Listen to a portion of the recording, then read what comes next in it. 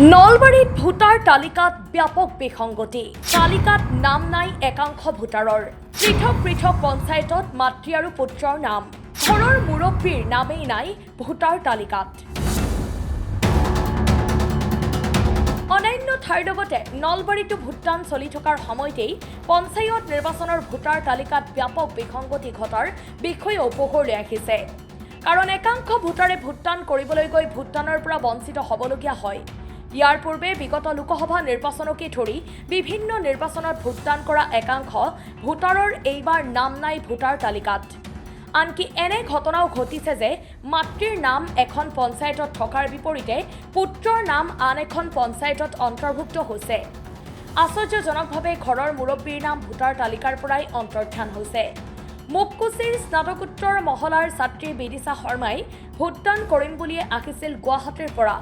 বিগত লোকসভা নিৰ্বাচনত ভোটদান কৰা ছাত্ৰীগৰাকীয়ে এইবাৰ ভোটকেন্দ্ৰলৈ গৈ ভোটদানৰ পৰা বঞ্চিত হৈ ভোটাৰ তালিকাত নাম অন্তৰ্ভুক্ত নোহোৱাৰ বাবে।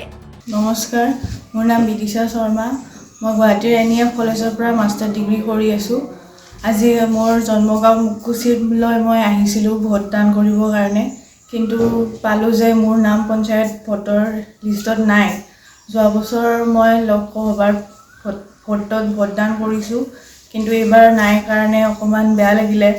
কিহৰ কাৰণে বা এইটো মোৰ নামটো নাহিলে সেইটো ভাবি অলপ মনটো বেয়া লাগি আছে। সেইদৰে ৭ নম্বৰ দক্ষিণ নলবাৰী গাঁও পঞ্চায়তৰ একেখন গাঁৱৰে বৰ্তমান মৰিগাঁৱত কৰ্মৰত মীনাক্ষী ভাগৱতীয়েও ভোটাৰ তালিকাত নাম নথকাৰ বাবেই ভোটদানৰ পৰা বঞ্চিত হ'বলগীয়া হয়। আজি আমাৰ পঞ্চায়ত নিৰ্বাচনত আমাৰ গাঁৱত হোৱা যিটো ভোটকেন্দ্ৰ ৭ নম্বৰ মুকুচি, তালৈ আমি গোটেই পৰিয়ালৰ আটাইকেইজনে গ'লোঁ।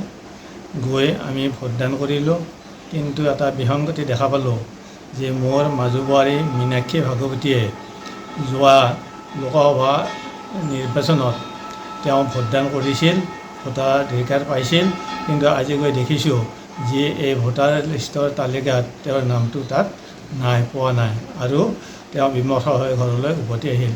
এনেকুৱা ধৰণৰ কথাবিলাক যদি হৈ থাকে তেতিয়া আমাৰ সমাজৰ যথেষ্ট ক্ষতি হ'ব।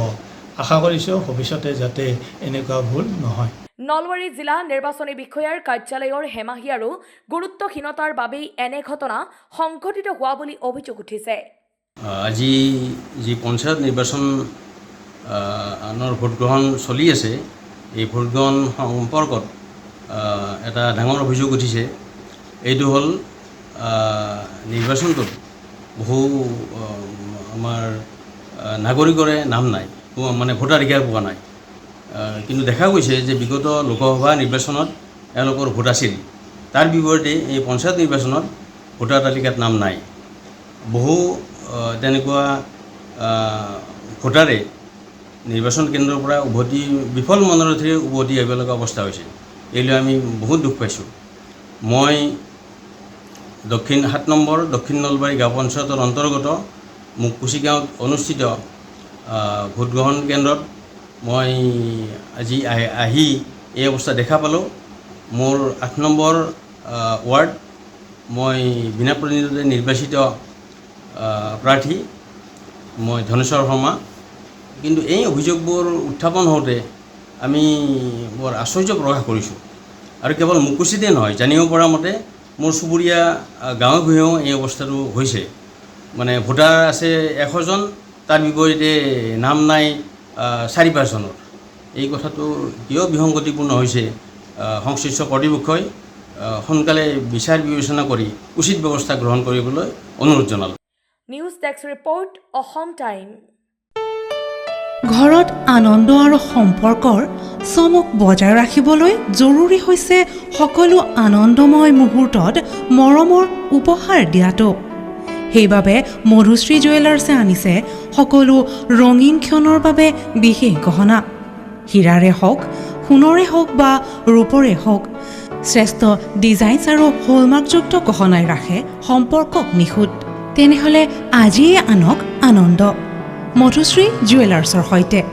যোগাযোগ কৰক 7002800341 নাইবা ভিজিট কৰক LNB ৰোড, নলবাৰী, অসম।